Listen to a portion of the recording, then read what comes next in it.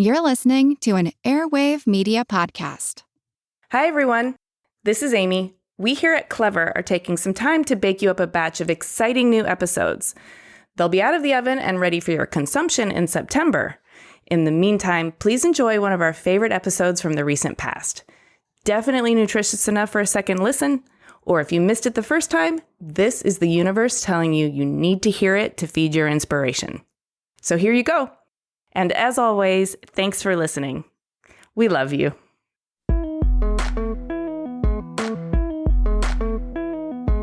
In order to save yourself, sometimes you have to use and leverage the very thing that's oppressing you to actually free yourself. Hi, everyone. I'm Amy Devers, and this is Clever. Today, I'm talking to Marquise Stillwell. Marquise is the founder and principal of Open Box, a people-centered design consultancy. Co-founder of Open Docs, an art and design-oriented documentary filmmaking company, and co-founder of Deem Journal, a print magazine and online platform that centers design as a social practice. Additionally, he's on the board of many other arts-driven and civic enterprises, such as Lowline Underground Park, Art Matter, Urban Ocean Lab, and Creative Capital, among others. His curiosity and passion for people and spaces has grown into an agile and effective practice of creating systems and formulas designed to make built environments better for all people. An advocate of social fitness, he's a graceful pro at listening, holding space, being vulnerable, and navigating change. Here's Marquise.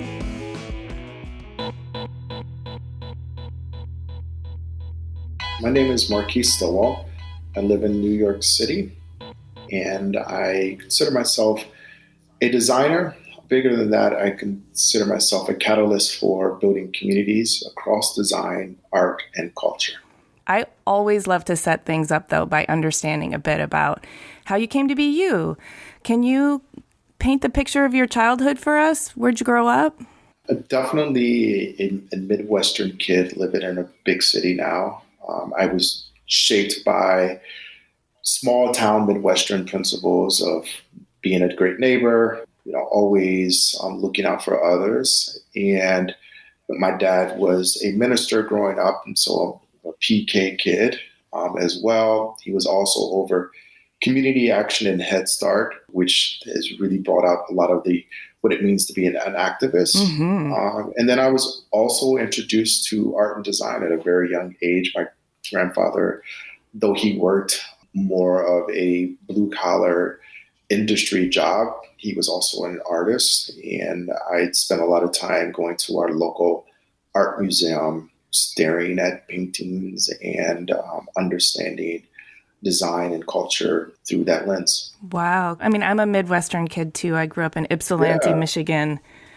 Oh, nice. I'm not too far from that. I grew up in Mansfield, Ohio. Okay. In between Cleveland and Columbus. So I spent my formal years there. And then I went to high school out in Denver, Colorado. So I've traveled fairly, but my formal years is definitely a Midwestern kid in upper part of Ohio. You said you went to high school in Denver, so does that mean there was a big move? Yeah, there was a period of time where, family decided to move out to Denver. And that was a remarkable time for me as well, learning how to be the new kid, learning about the transitions into a new community. But it also opened me up to so many new ways of thinking, being out west, which is very different than Ohio.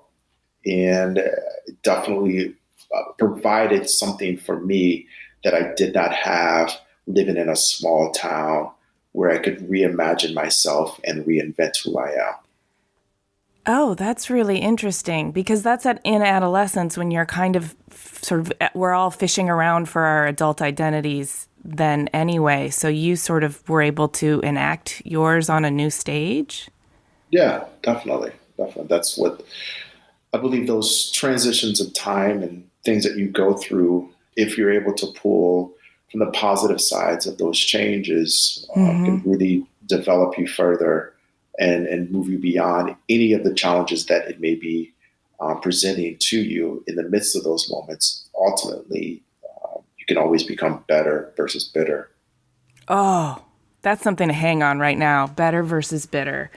So I want to talk about OpenBox, which is the human-centered design consultancy that you founded. And just by way of sort of connecting the dots, I know that from high school in Denver, you got an undergrad in advertising, an MBA and MA in economics, and then you did some work in the world. And circa 2009, is that about right, when you founded OpenBox? Yeah. Okay, Yes. Help us understand what compelled you to start this business, why you named it OpenBox, what's the driving mission, and what kind of work do you do, and how does it play out there?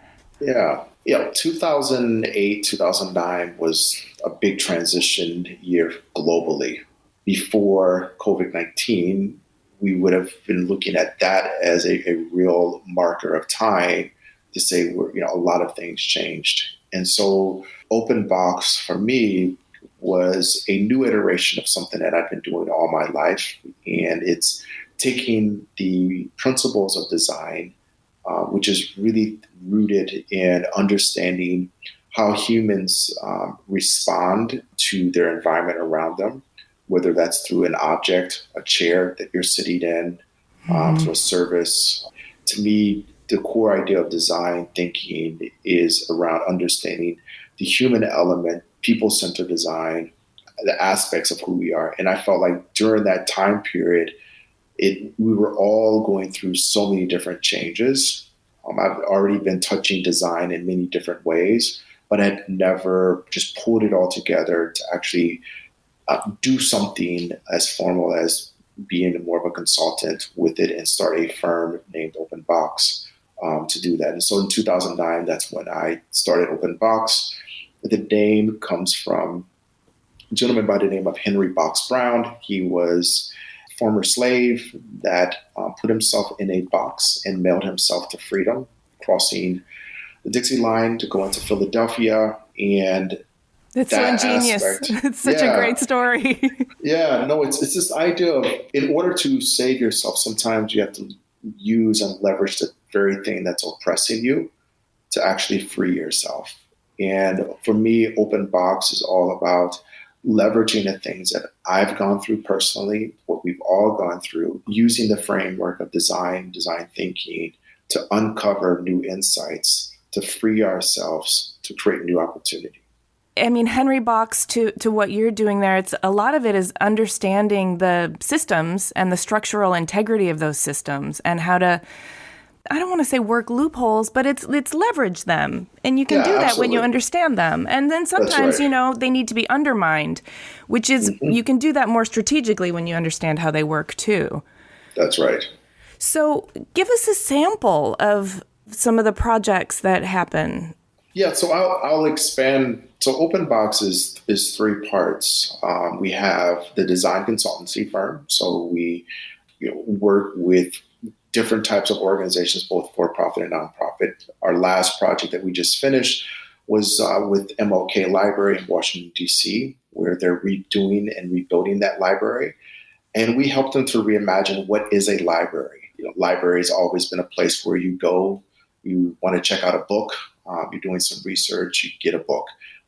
But today, libraries serve as community spaces where people, when they first move to this country or move to the neighborhood, are looking for a connection. It's where you can go get your taxes done. It's where you can get information about housing and food. And so the library as an idea, as an infrastructure has changed. And we wanted to make sure that the redesign of this actually spoke to the neighborhood needs. And so we did a lot of community engagement work.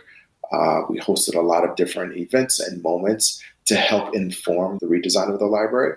So we were part of a larger team of other designers and architects, exhibit designers, but our aspect of it was focused on community and making sure that we brought their voices in.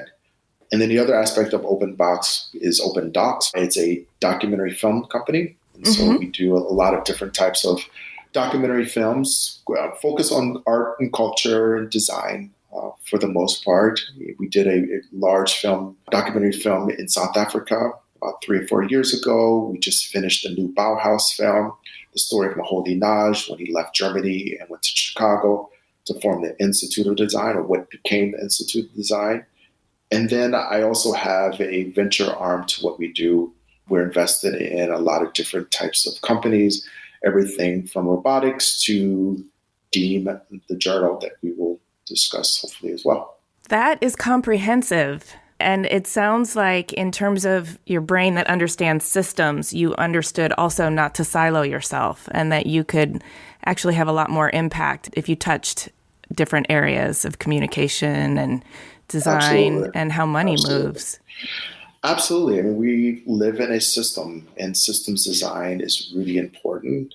I cannot think about solving one problem that may cause another problem. And so, I touch everything from an urban ocean lab that I helped to co-found as a nonprofit, all the way to working projects with artists around prisons, prison reform, all the way to arts and looking at robotics and what is the future of art and how we can leverage certain technologies like AI to help us enhance. And so it's a full system of thinking, and I'm able to learn so much by touching so many things that help to inform what the next thing is going to be as well.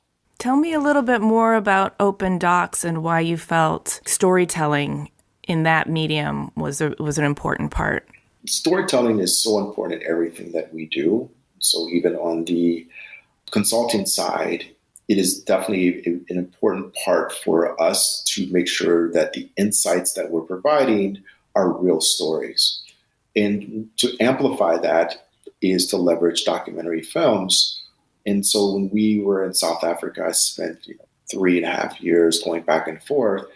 I was doing a lot of ethnography work.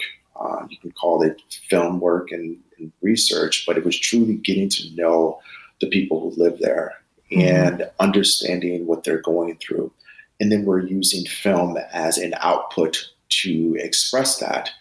But it's truly storytelling and a lot of ethnography work. And so we're leveraging design as a way to also do our films, and understanding some of those hidden stories that people may not know about is very exciting for us. And also, when people watch our films, one thing that I always say is that for us, it's not about doing a film to answer questions. We're not here to inform. We're here to provoke. And what I love most is that if someone leaves our film, we're hoping that we provoke them to ask more questions versus us answering questions. I feel it. It's sort of like turning a light on, and then the person sees a lot of information that they weren't seeing before, and it just sets them on a course of discovery and question asking. Here we are having this conversation. It's a platform for storytelling, and I also believe in that wholeheartedly. I feel like it's also a bridge. You said in the beginning, you said you were a catalyst for creating change in communities. I think storytelling offers that sort of narrative bridge to relate to the humanity of the communities and the people at the center of those stories. No, absolutely. Everything that we're going through right now as a society is being pushed up against the fact that people want to express themselves. People want to feel free. People want to feel heard. People want to matter.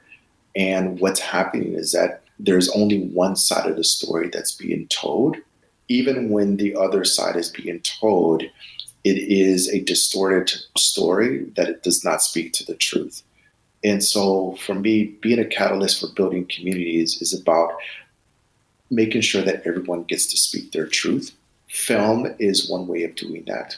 Design thinking and working with communities to help inform how their neighborhoods look, whether it's through urban planning or through development, is very, very important, because buildings tell stories.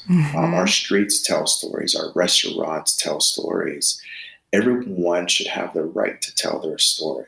Well, along this same line of thinking, you just launched a new project. You mentioned it, Deem.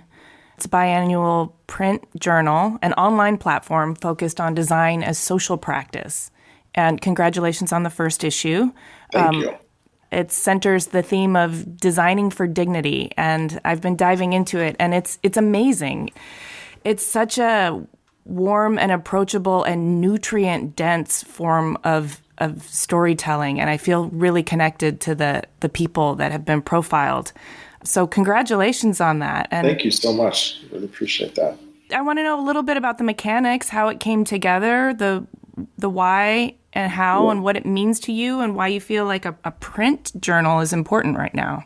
The genesis for us was I initially had a different magazine that I was partnered with called Makeshift Magazine.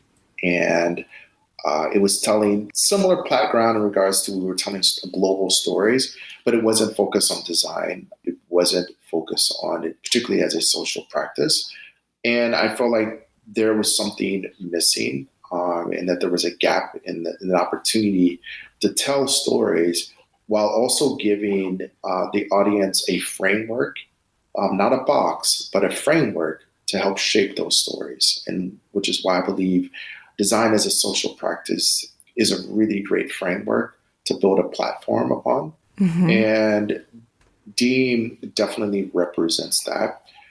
Doing it in print versus only digital is because I do believe that having that tactile feeling is important. And this goes back to some of my Midwestern upbringing and working with individuals and family members and being around, people who were industrial designers, which really was, they worked in auto plant, they worked in steel plants, they made stuff.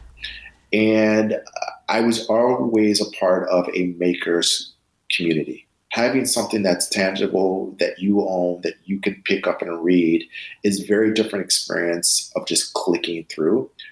Obviously, clicking and strolling is a way of life now, but I also don't want to lose that ability for people to actually touch something and have some sense of connection through their hands that's very different, which is why we spent a lot of time making sure that the paper was right, the layout was right, and we spent a lot of time working towards something that people could hold and truly hold. I appreciate that so much. I'm missing the tactility of the pre-digital revolution. I agree with you that when you can hold something and you can leaf through it at your own pace and you have an artifact that sort of lives with you and around you, it becomes a memento, it becomes a souvenir, and it has a residue that's more personal than a web page you visited once. That's right. And that impact, I think, it can seep in and the stories can feel like something you can hold. And I know that's a metaphor, but it's also literal. When you can hold those stories, you can hold them close to you. I think that's something that's really important. So I love that, you're making it accessible on the online platform and you're also making it tangible. Yes, absolutely. It's important to do both, and we understand that, which is why it's biannual. It's not a monthly, and it is a journal. And that's also something that was really important for us, that the journal speaks to some of the academic side of this and the rigor, making sure that there's real rigor around the stories, rigor around the research, as well as something that's a journal that you can always come back to. I don't expect someone to just sit and read all the way through it and just kind of throw it off to the side. I'm hoping that people go back to this, that even though it's biannual, even a couple of years from now, they're coming back to this first issue because it's something there that they weren't ready for. And now they're like, I think I read about that. Mm-hmm. Let me go back and go back and read more about what that meant then. Mm-hmm. And the stories are there is an academic rigor to them. They have substance, but they also have a real warmth and humanity to them, which is the kind of thing that doesn't make it feel like homework. Absolutely. So can we dive a little bit deeper into your creative process? Because I'm fascinated because you do touch so many systems and so many ways to interface with communities and make things. You've talked about human-centered design. You mentioned people-centered design, which is, I know, your focus. Mm-hmm. And can you break down for us what people-centered design is and why that's at the center of your work? No, absolutely. I would say that what distinguishes us both as Open Box, the design firm, as well as Deem, the journal, is our ability to understand the impact of culture in everyday life. And as individuals, the people-centered portion, we are all influenced by our environment. Our environment consists of so many different elements and inputs. Some of that is the fact that you and I can align on what it means to be from the Midwest, right? Mm-hmm. And there's a culture in the Midwest. And understanding how that helps to inform how we make decisions and how we may connect with something is really important. The other piece of this is also our ability to dive deeper into culture as a Black person and understanding this country and understanding our relationship to this country and what that means from a cultural standpoint is really important. Just by nature of being born, I would say similar to maybe women, we are born very dynamic. We're born where we have to be multifaceted. I can't just check off one box and focus on one thing because so many things affect my everyday life. And understanding how that works is really important to design. And I would say that the challenge with how do we move forward, particularly at the COVID, particularly after things are going in social justice, is that everyone has to understand how they're being informed and make sure that they have people who can represent that voice in their organization. And so our design process is always about making sure that we have real people who can be have real insight into the work that we're doing. And those individuals get to bring their whole self to the office, to the project. This is not about just taking frameworks off of a shelf or taking your education and just trying to apply it. It's how do you live your everyday life? How are you human? People want to talk to human beings. When you're sitting and you're asking someone in a neighborhood about their life, you're not just doing some survey to check off a box to see if they like a certain type of a latte, at a coffee shop. You're asking them about their life, like what makes them tick. The coffee shop is really just this interplay between their life as a way for them to move within their life. It's not a place where we're all just a destination. It is a place that plays into our neighborhood. And we want to make sure that we're understanding the culture behind the way people are living their lives, not just checking boxes on what their desire is and how they just want to spend their money. That makes perfect sense. And it also speaks to the sort of ethnographic component that you've always been involved in. But it also speaks to the idea that we can't just apply whatever our notions are as designers, we can't just slap them on a community and expect them to adhere, conform to that. It really needs to reflect the needs of the community. And in order to understand what those needs are, you need to know the community. That's right. But I think that's scary for a lot of people. It's because it's messy. It's not you can't start with a recipe and follow it. You have to do the work. And then you have to construct something from all of these new unknowns.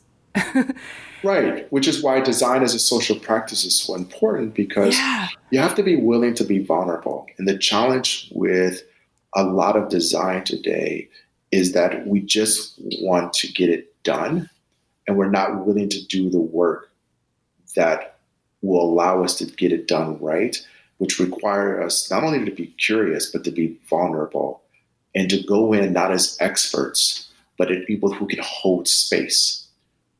The team that we have, it's all about holding space. It's about allowing whoever we're working with to actually express who they are. And we're holding that space. We're leveraging some of our frameworks to prompt people, but we're not coming in as experts.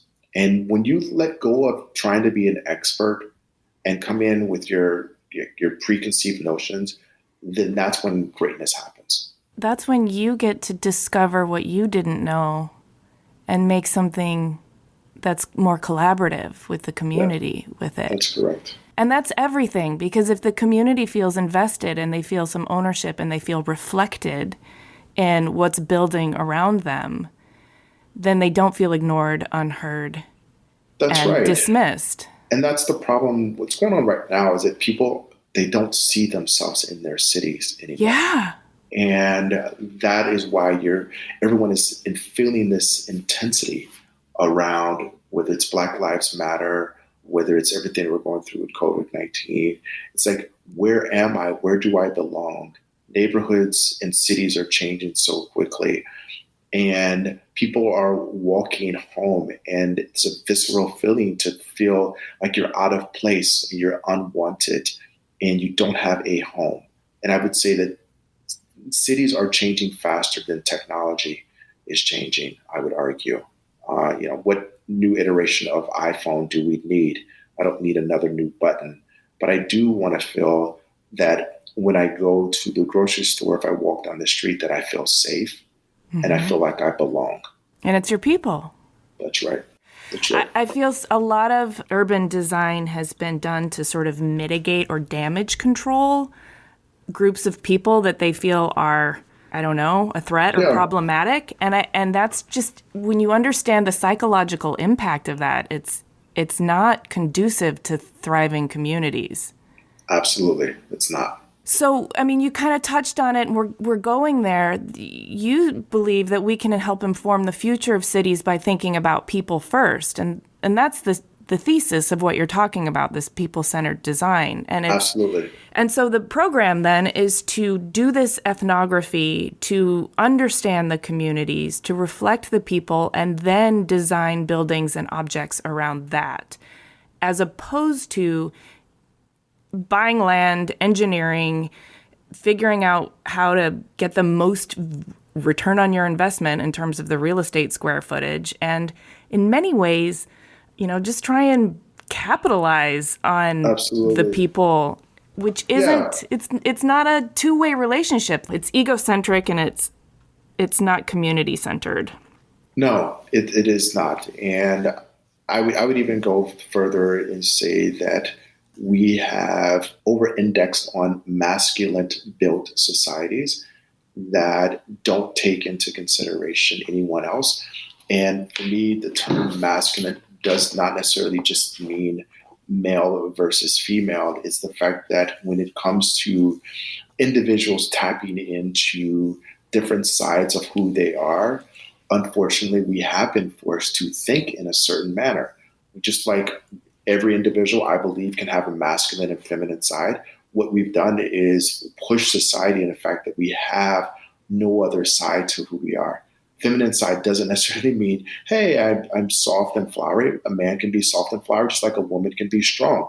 What I am saying is that with the way that we built cities is that we built them in such a code way that we have no other aspects to look at it. We're not looking at it in a multi-dimensional way. We're only looking at it through the eyes of building up. You have a permit. You have all these regulations. You have square footage and that cost per square footage. And then I would add that, there are certain aspects of having only white men in control of building this has caused a real problem. Mm-hmm. And we need to change that problem by introducing different people into the power structure, not just into the organization itself. Diversity and inclusion, a lot of times only want to introduce people into the entry level, and people get excited that, we have lots of diverse people and interesting people in our office, but they don't have power. The change that needs to happen right now is that we have to change the power dynamic. And in order for our cities to survive, we need more voices. We need lots of different voices. And I would say we need to actually over-index on those voices in a very clear and precise manner in order for us to go to the next level. I am right there with you, and I think that's a pronounced conviction and intention this podcast, but also my personal philosophy. I'm really interested in this idea of masculine and feminine. Yeah. I know that we all both have both energies. And I think that just to paint a really broad brushstroke picture, our cities were sort of built around the hunterer part and not the gatherer part. That's right. Of us. And it's a little bit more about control and domination of both organizing chaos and nature, and not about nurture. That's right. And that's the feminine aspects that you're talking about that need to creep into our urban planning. And I totally believe, I was just talking to a sustainability expert, and we were aligning on the fact that this new era that we're in, the Anthropocene, needs to be feminist in order for our species to survive. Yes, and that is a big part of the type of work that we love to do. It's a big part of the intentions, even in the organization, where I make sure that we do have strong women leadership at Open Box. Matter of fact, all the leadership at the firm are women. It just kind of worked out that way. There was a lot of intention around it, but it's also something that I know is very important for the organization. It was also important, even for the start of the magazine and team, to have our chief editor, who, Alice, who you'll hopefully speak with as well, to have a really strong voice, to make sure that there's a balance. And so we have to be intentional. We have to over-index, because we've over-indexed on the other side. Mm-hmm. And it's grossly out of balance. It's grossly out of balance. Out of balance. As I was doing research on you and, reading into some of the work that Open Box has done and reading Dean Journal, and one of the things you do so well is communicate. It says right there on your bio that you have a focus on making big ideas tangible for all people. And I found that to be true in doing the research. Reading through some of the case studies and projects you've done, it was easy for me to understand really complex ideas based on how you spelled it all out. Some of it was data visualization. A lot of it was qualitative. There were narrative arcs. It was really a work of beauty.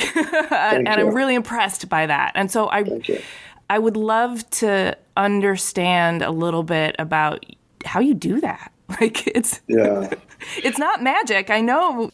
What's one thing that I would say that's pretty interesting with the people, because it starts with the team, it starts with the people and our way of being. One is organizations that are going to make it to the next level after COVID and everything that's changing are those that were built with everyone on the team having a say and a voice and being a part of the larger organization. I've always said that Open Box, everything I do, it's not about me. It's not about my ego. This is not the Marquise story. I need everyone to win. It's the collective success of every individual that makes us all better. And so it starts with that, because that means that everyone can call each other out. So the spirit of critique is so important. Everything that we do is done with, hey, the yes and critique of how can we continue to make this better, and working with each other and not taking it personal. And so that's the first aspect. The other aspect is being really good at listening. I always say, are you listening or are you waiting to be heard? And a lot of times, both passive and active communication is built around individuals' egos, so that people really don't listen anymore. Most people are just waiting to be heard when they're not speaking. And with the work that we do, when we are engaging with community, when we are doing the work, we make sure that we are truly listening over and over again. And those are just some of the simple insights to what we do. And I would say Dean Journal is the same thing, like the spirit of New and Alice and the partnership that we have. It's very much a equal partnership across the three of us. We're always making sure that each one of us is heard and listening, regardless of how the origin of the magazine started. To me, a good idea isn't powerful until you give it away. And I have no need to try to protect or control anything, because the only way that it's going to turn into magic is by having other people critique it, question it, and grow it. So those are a couple points of how we've been able to do that type of work and simplify complicated ideas. That speaks again to that sort of feminine energy of nurturing. When you think about a mother's job is to, keep her child safe and fed and provide, stimuli and input and education so they can navigate the world. But then it's also to be hands off and let that personality develop into its own person and find themselves. And it sounds like that's what you are in the habit of doing, both with the projects at Open Box, with the films at Open Docs, and with the journal, is prime the soil, fertilize it, make sure all the seeds are tended to, and let it grow. And then it's going to grow into its own thing. Yes, absolutely. I have a question that I'm bothered by in the world. As I'm listening to you and I see the intention and attention you give to understanding how systems work. And I know that there are broken systems and also systems that were designed in really faulty and malicious ways that have given way now to a series of crises. Obviously, we're in a global pandemic. We're in an economic crisis, climate crisis, social crisis, and also crisis of confidence and all of the systems that have been lying, oppressing, and creating inequity. I know you've been thinking about leveraging these systems and redesigning them for equity. I mean, I don't want to project onto you, but that's how your brain works. I'm assuming that you have. I'm sorry, I'm so frustrated with our civic and legislative strategies, and why don't they include more and better design thinking along this framework? And how do we make a case for that so that it's not just political will that's our future is beholden to? I would say some of the work that we've done up to this point definitely represents that opportunity and that way forward in understanding how to redesign the system. And that's the first step, is recognizing that the system is broken and understanding that it needs to be fixed. The work that we were doing in South Africa and my time down there, and listening to their openness around being very brave and having these conversations around race, around economics, around who owns what. And it was very much in your face. And if it was new for you, it was could be overwhelming.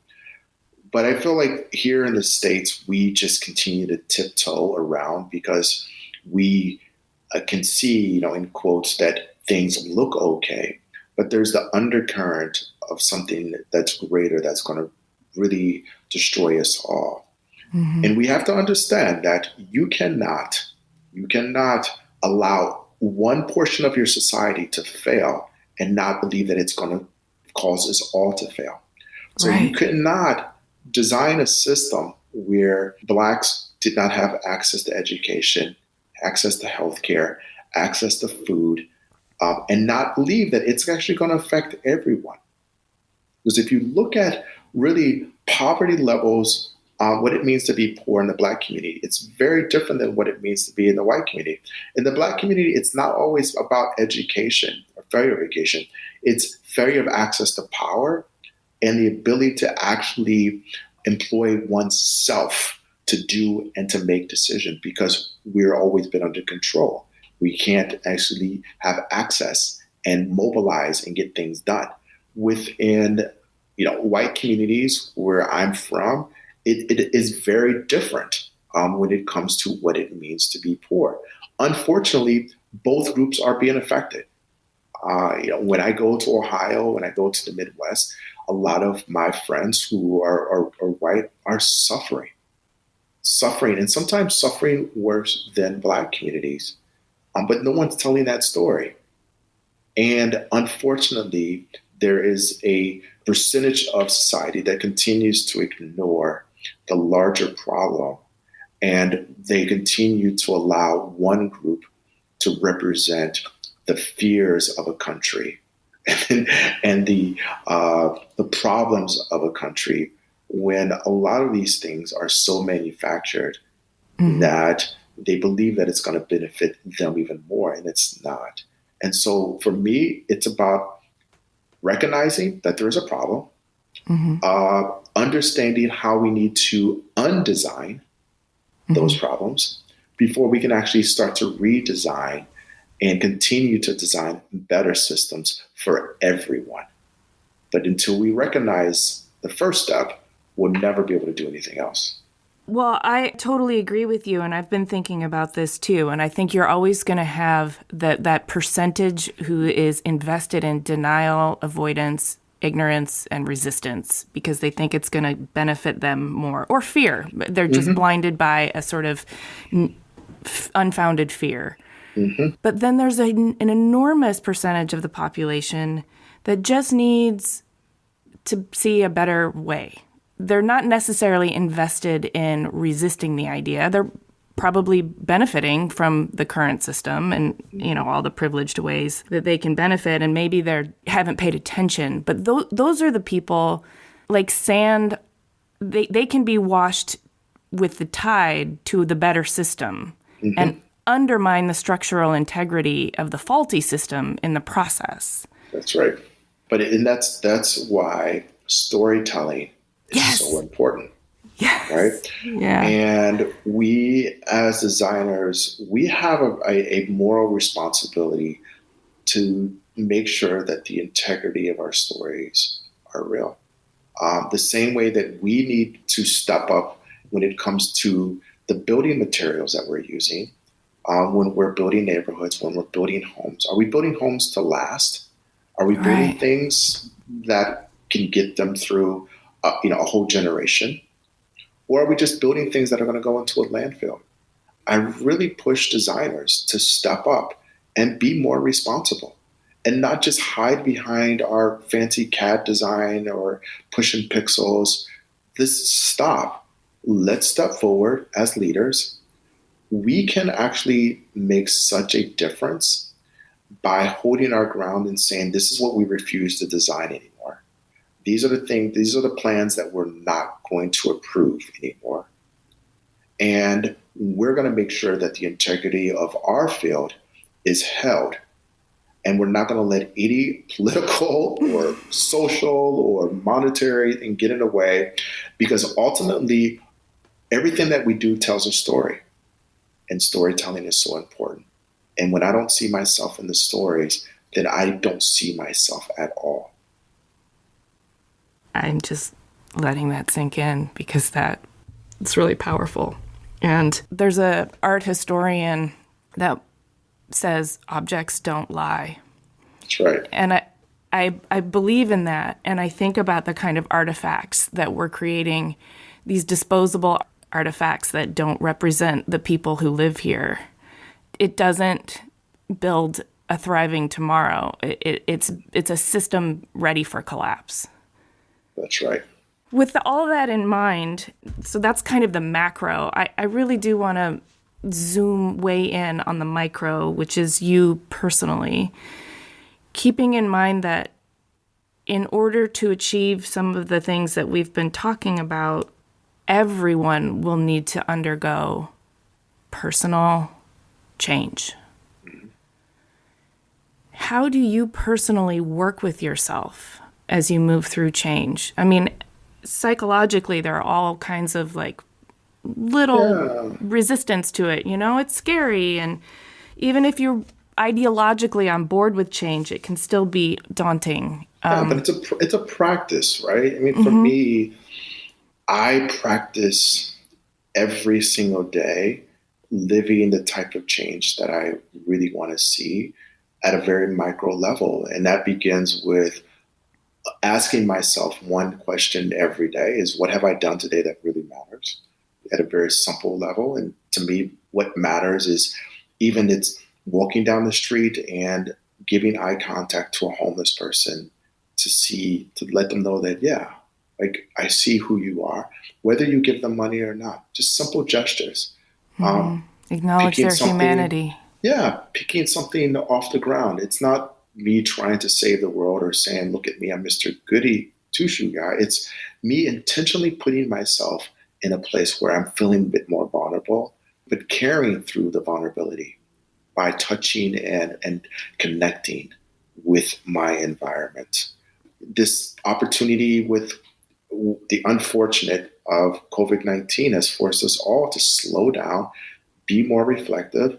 I've had to make a lot of different pivots over the last 3 months. I've had to slow down. I'm usually traveling over 100,000 miles a year, and I've been grounded for the last 3 months.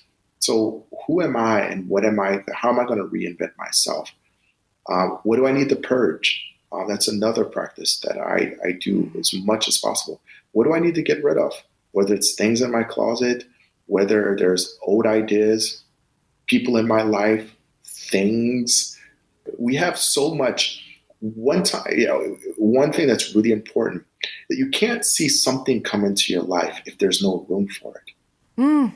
Right? Right. And so you're like, why isn't this happening? Why isn't this change being manifested? Well, you haven't made space for it because you have too much clutter in your life. And it could be clutter in your head. It could be clutter in your closet. It could be clutter in your inbox, whatever that is. And so at a micro level, I practice these small moments of decluttering, making sure that I'm staying close to what it means to feel vulnerable, connecting with people, making sure that I don't get to a place of success, which we all are striving for, but I never want to be so successful that I can't have just a regular conversation where my test for that is, and you probably get this being in the Midwest, if your car breaks down, say in between Toledo and Detroit or wherever you may be, and you need someone to come pick you up, and they hitch your car into their towing truck, and now you got to sit next to some person that you don't know, and you may have to drive with them for an hour. Can you hold a conversation? Can you actually engage? Are you that curious? And I've always used it as a metaphor for me making sure that my Midwestern ways, my ability to talk to all types of people who really just want to have a nice house and a boat and go up on Lake Erie to hang out, that's okay, right? Not everything needs to scale. And we've pushed everyone to scale everything all the time. Go big or go home. And I'm, again, always managing that in my own life to make sure that I can continue to hear people and I can listen. And I'm not trying to, wait for them to hear me. So that's the micro level of how do I do it on a day-to-day basis. I love that, because I feel like you just shared with us not only your personal proactive way of working through change, but it was such concrete information that we can all use for ourselves. Yeah. Thank you so much. You talked this whole interview about holding space, and I agree with you that that's really important. I want to make sure to leave space in this interview for anything that I might not have asked, anything that you want to express, a question you want to pose to our listeners. Is there anything on your mind that you'd like to share? The only question that I would say, and I said it earlier, is what have you done today that really matters? And are we as a society willing to go deeper? And if you're not, then challenge yourself. The social challenges that we're facing today isn't a hashtag, right? This is not a hashtag moment. This is your neighbor. George Floyd was someone's neighbor. He was someone that sat next to you at a basketball game or at lunchtime in high school. And I want to make sure that we are all reaching out to each other, because I don't care who is being hurt. I don't care the color of their skin. I don't care their gender or sexual orientation.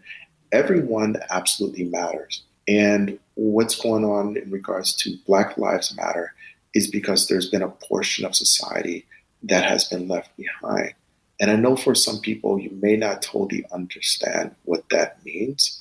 But again, I go back to say, what have you done today that really matters? Thank you. I do want to mention that I think people are afraid of the discomfort because they're not focusing on the benefit that comes on the other side of discomfort. Like, you have to go through it to get to the good stuff, but it is better. Yeah. And I think sometimes people think the discomfort is just going to lead to more discomfort. And that's not the way to look at it. It's like falling in love. It's awkward and exciting and exhilarating and vulnerable. But we have to practice it. I mean, that's the challenge with this country, is that we haven't practiced. And to be honest with you, this country is socially out of shape. Yes. Just bottom line. They could not run a half a mile of social engagement at all. True. And that is the problem. So the pain is real, and we're in a marathon. This is a marathon. COVID-19 and everything that we're going through right now, it is not a sprint to the finish line of 40 yards. It is not. This is a marathon, and it's going to hurt. And if you are out of shape socially and physically, and you have not put yourself and you've delayed this for so long, it's going to hurt. And it is not my job to always make everyone feel comfortable with the discomfort. It's not my job. And it's exhausting. Yes, absolutely. Well, I appreciate everything that you've shared. And I got a sense of what your hopes are for how this country, how we can manifest some positive change. I'd like to know personally, in your personal life, your career pursuits, the thriving of your own self and humanity, what do you want more of for you, for Marquise? I would say for me is just this continued pursuit to be myself and to feel freedom with that, to be able to walk down the street and just be me, which is why I love living in New York City. It does give me some sense of breath in being able to do that, which is very different than when I'm in the Midwest. And I'd love to be able to come home and be in Ohio and feel that sense of freedom and love, no matter who it is, and move past some of the ways that we've forced people to live. And I would say that that's what everyone is looking for. Everyone just wants to breathe. Yeah. And that's me. I just want to breathe. Well, thank you so much for sharing your story. I really appreciate your time and your attention and the work that you're doing in the world. And I'm excited to share your story with our listeners. I really, really appreciate it. And it's definitely been an honor. Looking forward to just being connected and connecting with your audience in any way. I mean, people can reach out if they have questions or want to connect. I'm always open. Thank you for that. Hey, thanks for listening. Go to our show notes to see images of Marquise, his work, and find links to all of his endeavors like Open Box, Open Docs, and Deem Journal. It's worth noting, at Open Box, there's a link to a deep and actionable resource list compiled by Carlisa to support the Black Lives Matter movement. To get to the show notes, you can click the link in the details of this episode on your podcast app, or go to cleverpodcast.com, where you can also sign up for our newsletter. Subscribe to Clever on Apple Podcasts, Spotify, or wherever you get your podcasts. And if you would, please do us a favor and rate and review. It totally helps us out. We also love it when you reach out to us on Twitter, Instagram, and Facebook. You can find us at Clever Podcast, and you can find me at Amy Devers. Clever is produced by 2VDE Media, with editing by Rich Straffolino and music by L1011. Clever is proudly distributed by Design Milk.